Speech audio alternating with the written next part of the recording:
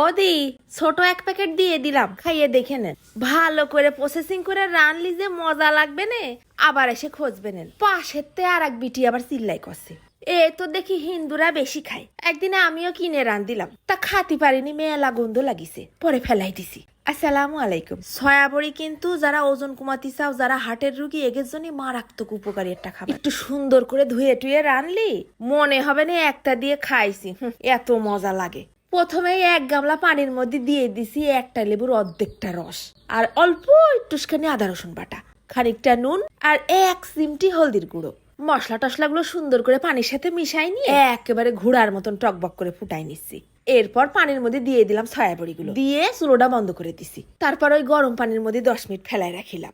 দেখিছো ছোট্ট ছোট্ট সাইজের সয়াবড়ি এক একটা রসগোল্লার মতন হয়ে গেছে। ঠান্ডা হলে তারপর সয়াবড়ি চিপড়ায় চিপড়ায় পানিটা ফেলে দিচ্ছি।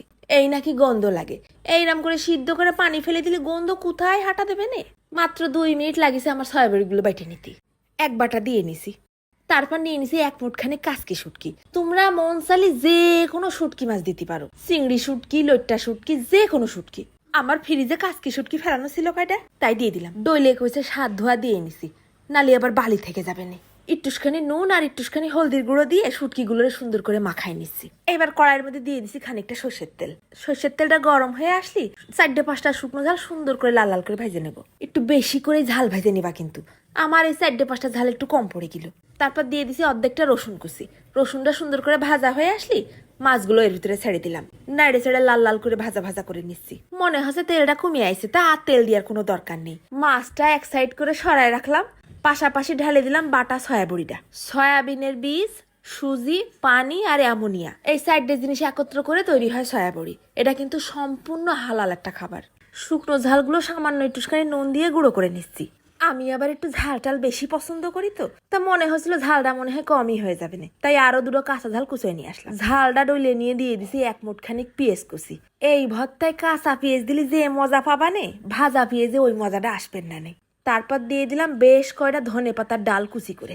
প্রায় একটা লেবুর অর্ধেকটা রসের মধ্যে চিপড়াই দিছি। মজা না হয়ে কনে যাবি। শেষমেশ ঢেলে দিলাম 2 খাবলা সর্ষের তেল। সর্ষের তেলটা একটু বেশি করেই দিতে হবে না, কারণ সয়াবড়ি দেওয়ার পর শুকনো শুকনো হয়ে যাবে না। শেষমেশ ঢেলে দিলাম শুটকি দিয়ে ভাজা সয়াবড়ি গুলো।